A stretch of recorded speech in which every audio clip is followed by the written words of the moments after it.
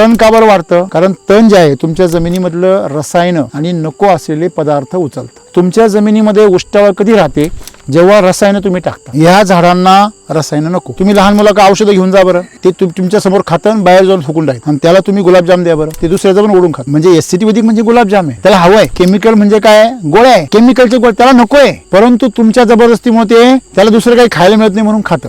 म्हणजे उरलेलं राहतं ना, तिथं हे तण उगवतं. तण निसर्गाने का निर्माण केलं? जे तुमच्या जमिनीत नकोय असे रसायनं उचलण्यासाठी.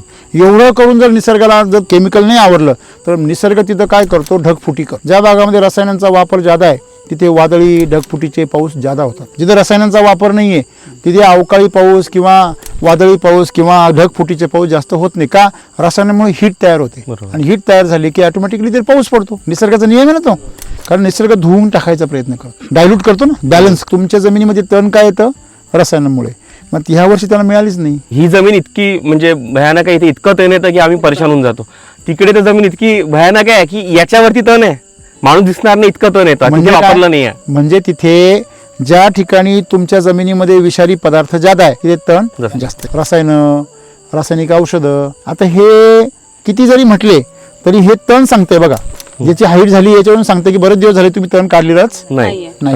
बरोबर आहे. म्हणजे आज हे तण जे आहे हे ओसळून गेलेलं आहे, पण त्याला जोर नाहीये. जसं पूर्वी तुमच्या शेवंतीला जोर नव्हता. म्हणजे हे कळलं तुम्हाला